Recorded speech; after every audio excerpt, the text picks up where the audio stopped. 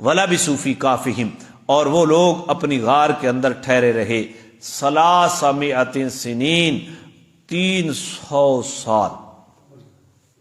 کتنے ٹھہرے رہے؟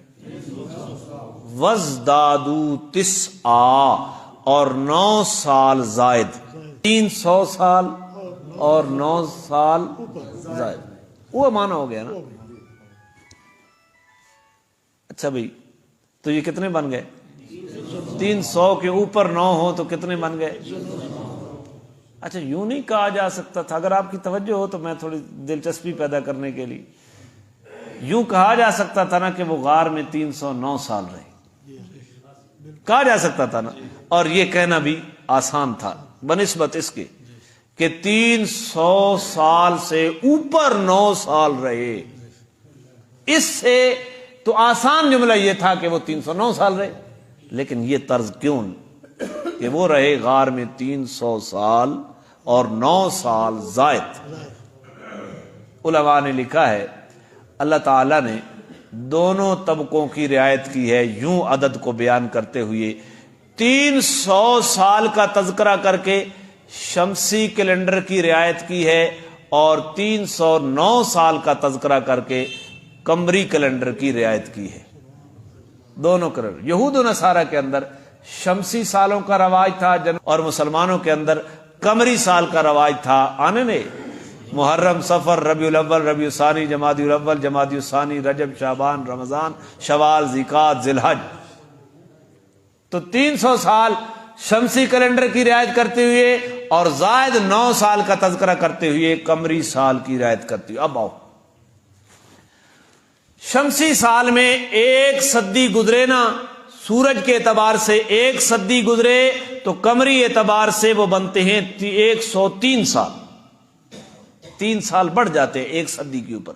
ہر 35-36 سال شمسی گزرنے کے اوپر 1 سال بڑھ جاتا ہے قمری، قمری 1 سال زائد ہوتا ہے۔ ہر سال روزے دہ دھڑے پہلے آوے نا، تو 1 صدی کے اوپر 3 بڑھے تو کتنے ہو گئے؟ 103، 103۔ 2 صدیوں کے اوپر 6 بڑھتے ہیں تو کتنے ہو گئے؟ 206۔ 3 صدیوں کے اوپر 9 بڑھتے ہیں تو کیا بنے؟ 300۔ تو دونوں کیلنڈروں کی اللہ نے کیا کر دی؟ اب کچھ لوگ آتے ہیں بھائی اے انگریزوں دے مہینے نہیں نہ ہی نہ گدا کرو پلیتن۔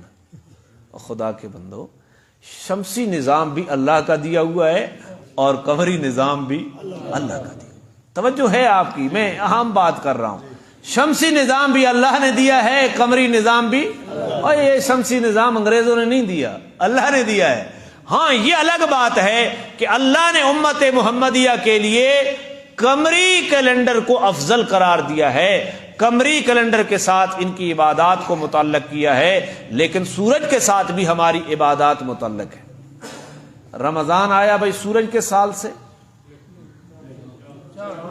ذرا سوچ کے نا، چند چڑھا تھا رمضان آیا نا، تو رمضان آیا چاند کے سال کے اعتبار سے۔ اب رمضان کا جو روزے کا دورانیہ ہے وہ چاند کے حساب سے ہے یا سورج کے حساب سے ہے؟ سوچ کے بولا ہے۔ جب سورج طلوع ہونے کے قریب لگتا ہے نا تو صبح صادق ہوتی ہے، صبح صادق ہوتی ہے، اس وقت روزہ بند کر دینا ہے، اور جب سورج غروب ہوتا ہے تو اس وقت روزہ افطار کر دینا۔ تو روزے کے دورانیہ کا تعلق سورج کے ساتھ ہے۔ نماز کے اوقات کا تعلق، یہ جو کیلنڈر آپ کا دائمی اوقات نماز ہے، یہ سورج کے ساتھ ہے۔ اب صبح صادق ہے، اب جناب طلوع شمس ہے، طلوع، یہ تو واضح ہے، اب طلوع شمس کے بعد اشراق کا ٹائم ہو رہا ہے، پھر اتنے گھنٹے بعد چاشت کا ٹائم ہو رہا ہے، پھر زوال ہے چاند سے، سورج کے اعتبار سے، پھر 2 پہر ہو گیا، پھر 6 پہر ہو گیا، پھر غروب آفتاب ہے۔ کون سی نماز ہوئی؟ سورج غروب ہونے کے بعد افق کے اوپر ایک روشنی نمودار ہوتی ہے، سرخی، پھر اس کے بعد سفیدی، اور اس وقت عشاء کا نماز آتی ہے۔ تو یہ اوقات کا تعلق نماز کے اوقات کا کس کے ساتھ ہے؟ سورج کے ساتھ ہے۔ اور روزے کا تعلق چاند کے ساتھ ہے، زکوٰۃ کا تعلق بھی چاند کے ساتھ ہے، سورج کے ساتھ تعلق نہیں ہے زکوٰۃ کا۔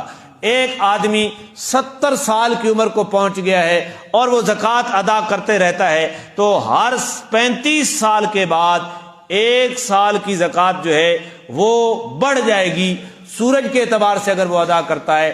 70 سال جس آدمی نے سورج کے اعتبار سے زکوٰۃ ادا کی تو 70 سال کے بعد 2 قمری سال کی زکوٰۃ رہ جائے گی. زکوٰۃ کو ادا کرنا ہے قمری کیلنڈر کے ساتھ, شمسی کیلنڈر کے ساتھ نہیں. حج جو ہے اس کا تعلق ذی الحجہ چاند کا مہینہ ہے نا, حج کا تعلق اسی کے ساتھ ہے, اور قربانی کا تعلق بھی او بھائی سورج والے مہینے بھی ہمارے ہیں, چاند والے مہینے بھی ہمارے ہیں, لیکن امت محمدیہ کو چاند والے مہینے افضل کر کے دے دیے ہے کیونکہ زیادہ تر احکامات کا تعلق چاند کے ساتھ ہے, اور قمری مہینوں کو یاد رکھنا فرض کفایہ ہے. تو ان مہینوں کو یاد کرنا کیا ہے, فرض کفایہ. تو اللہ تعالیٰ نے, اب آ جاؤ درس کے اوپر, وَلَبِثُوا فِي كَهْفِهِمْ 300 سنین, وہ غار کے اندر رہے 300 سال. یہود و نصارا جن مہینوں کے ساتھ تم حساب کرتے ہو نا, جنوری فروری سورج والے, ان سے بنتے ہیں 300 سال. مسلمانوں جن مہینوں سے تم چلتے ہو محرم صفر ربیع الاول, ان سے 300 کے اوپر 9 سال بڑھ جاتے ہیں, 309 ہو جاتے ہیں. 300 تو دونوں طبقوں کی قرآن نے کیا کر دی,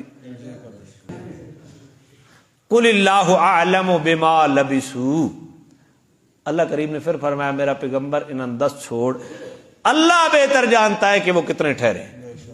10 کے بھی اللہ پہ آنا ہوگا تو بھی کون جاننا, اللہ. دسنا والا کون ہے بھائی, اللہ ہی ہے. تو جاننا والا کون ہے, اللہ ہی جانتا. لہو غیب السماوات والارض.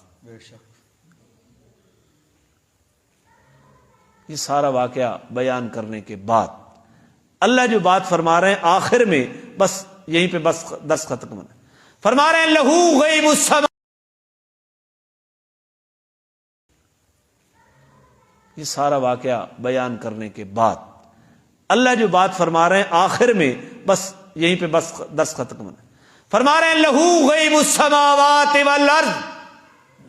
نتیجہ نکل رہا ہے پورے واقعے کا, آسمان و زمین کو غیب کو جاننے والا صرف وہی ہے. غیب کا مالک کون ہے؟ کوئی اس واقعے نہ جوڑ پتہ لگا. لوگ اصحاب کہف کو غیب دان جان کر, مختار کل سمجھ کر ان کے نام کی روٹیاں پکاتے ہیں منت کے طور پر, اور 8ویں کتے کی بھی روٹی پکاتے ہیں, منت دیتے ہیں ان کی. کوئی کچھ کر رہا ہے, کوئی کچھ کر رہا ہے. اللہ کے ولی 309 سال سوئے رہے, اپنے سونے کی حالت کا بھی پتہ, مدت کا بھی پتہ. اللہ نے فرمایا لہو غیب السماوات والارض, غیب آسمان و زمین کا جاننے والا کون ہے؟ لہو خبر ہے, اور خبر مؤخر ہوتی ہے, اس کو مقدم لایا گیا. اور یہ قاعدہ ہے کہ جس چیز کا مؤخر ہونا حق ہوتا ہے اگر اس کو مقدم کر دیا جائے یفید الحسرہ, تو وہ حسر کا فائدہ دیتی ہے, صرف کا فائدہ دیتی ہے. بریکٹ لگ گئی, لہو غیب السماوات والارض, آسمان و زمین کے غیب کو جاننے والا صرف کون ہے؟ توجہ ہو تو ایک اور بات کرنا چاہتا ہوں. اچھا بھائی, غیب کو جاننے والا اللہ ہے, اللہ سے بھی کوئی چیز غیب ہے؟ سوال تو بنتا ہے نا. تو وہ کہہ رہا ہے وہ غیب کو جاننے والا ہے, حالانکہ اس سے تو کوئی چیز غیب نہیں ہے. ہمیں سمجھانے کے لیے کہا جو مخلوق آسمانوں میں بستی ہے اس سے جو غیب ہے اس کو بھی جاننے والا اللہ ہے, اور جو مخلوق زمین میں بستی ہے اس سے جو غائب ہے اس کو بھی جاننے والا اللہ. سے تو کوئی چیز غائب نہیں ہے. جو چیز آسمان والوں سے غائب ہے اور جو چیز زمین والوں سے غائب ہے اس کو بھی جاننے والا کون ہے؟ اللہ تعالیٰ میں سمجھ نصیب.